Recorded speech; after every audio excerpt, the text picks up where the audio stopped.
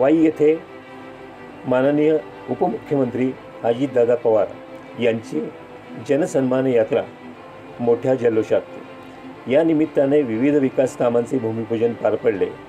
सभास्थानी खंडाळा वाई महाबळेश्वरचे आमदार माननीय मकरंद आबा पाटील यांनी दादांसोबत जाण्याचा माझा निर्णय योग्य होता अशी भावना उपस्थित जनसमुदायासमोर व्यक्त केली। नमस्कार, मी संजीव महामुनी, युवा प्रारंभ न्यूज वाई तालुका प्रतिनिधी। सोमवार दिनांक 7 ऑक्टोबर रोजी महाराष्ट्राचे उपमुख्यमंत्री अजितदादा पवार यांची जनसन्मान यात्रा लक्षवेधी ठरली। माननीय अजितदादांचे जंगी स्वागत करण्यात आले। यामुळे संपूर्ण वातावरण राष्ट्रवादीमय झाले होते। जनसन्मान यात्रेनिमित्ताने विविध विकास कामांचा शुभारंभ करण्यात आला होता। सुरूर वाई प्रतापगड या राज्यमार्गाच्या नियोजित रस्ता रुंदीकरणाचा नारळ फोडून माननीय अजितदादांनी शुभारंभ केला। त्यानंतर धोम कॉलनी येथील पाण्याच्या टाकीचे उद्घाटन, वाई नगर परिषद शाळा क्रमांक 1 सोनगीरवाडी या बहुमजली इमारतीचे उद्घाटन, तसेच वाई शहराला जोडला जाणारा जुना ब्रिटिशकालीन पूल पाडून त्या जागी प्रशस्त अशा नवीन बांधलेल्या पुलाचे लोकार्पण उपमुख्यमंत्री अजितदादा यांच्या हस्ते पार पडले। कृष्णाकाठचे महागणपती घाटासमोरील रखडलेले नाना नानी पार्क याचाही उल्लेख या विकास कामामध्ये आहे।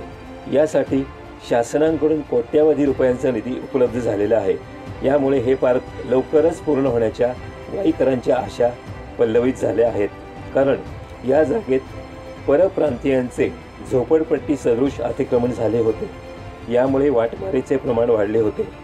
जनसन्मान यात्रा निमित्ताने काही अंशी हे अतिक्रमण कमी झाले आहे, बकालपणाही कमी झाला आहे। तरी या परिसरावर संबंधित खात्यांनी लक्ष देण्याची गरज असल्याची चर्चा होत आहे। विकास कामांच्या भूमिपूजनानंतर दगडस्कल वाई येथील भव्य पटांगणावर भव्य अशी सभा अजितदादांच्या प्रतीक्षेत भरली होती। सभास्थानी व्यासपीठ परिसर फेटेधारी महिलांनी खचाखच भरल्याचे चित्र होते। जनसागर लोटणार असल्याची खात्री असल्याने सभा परिसरात LED स्क्रीनची सोय करण्यात आली होती। व्यासपीठावर माननीय अजितदादांसह माननीय आमदार मकरंद आबा पाटील, माननीय खासदार नितीन पाटील, प्रतापराव पवार, मुख्याधिकारी संजीवनी दळवींसह अनेक मंत्री, पदाधिकारी, कार्यकर्ते उपस्थित होते। पोलीस बंदोबस्तही नेटनेटका ठेवण्यात आला होता।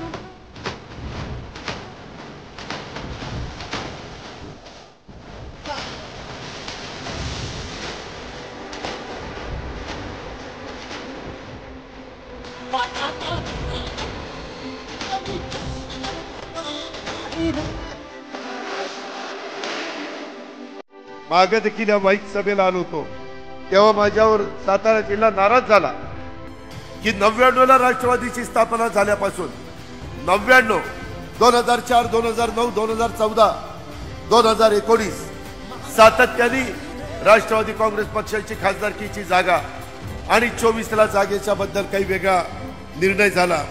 मी म्हणलं नाराज होऊ नका, मी आत्ता जरी जागा घेतली नाही तर एक खासदारकीची जागा मी घेईन आणि 1 रुपया खर्च न करता, 1 रुपया खर्च न मी तुम्हाला एक खासदार करून देईन।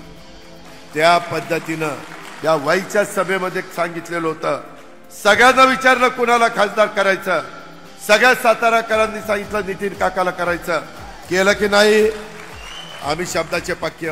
माझ्याकडे मकरंद आबा यायचं, माझ्याकडे संचालक बोर्ड यायचं। हे दादा मी तिथं आमदार आहे राव, लोक म्हणतील की बघा हे काही लक्ष देत नाही, कारखाने बंद पडायची वेळ आली, शेवटी माझंही कर्तव्य आहे। पट्ट्यानी लढवली निवडणूक, तुम्ही दिलं येऊन कोण, आता ती चालवायचं म्हणल्यानंतर एक दिवस आले, त्याला म्हणले दादा फारच बोज आहे। म्हणलं कितीचा? जवळपास 500 कोटीचा बोज आहे, 1000 कोटीचा बोज आहे। अरे म्हणलं 1000 कोटी, त्या 1000 कोटीत नवा कोरा किसनवीर सहकारी साखर कारखाना तयार होईल आणि नवा कोरा खंडाळा सहकारी साखर कारखाना तयार होईल. मग अनेकांशी बोललो. त्याच्यामध्ये NCDC केंद्र सरकार ते अमितभाई शाह त्याचे प्रमुख आहेत. अमितभाईंकडे गेलो. त्यांनी सांगितलं ठीक आहे प्रस्ताव पाठवा. वन टाइम सेटलमेंट केल्या बऱ्याचशा ठिकाणी आणि थोडे कमी दोन्ही कारखान्याला 500 कोटी रुपये मंजूर करून दिले. 500 कोटी 5 वर्ष मला मिळाली. त्या 3 वर्षात या वाई खंडाळा महाबळेश्वर मी सर्वांना सांगितलेलं होतं की तुम्ही मकरंदाबाला निवडून द्या.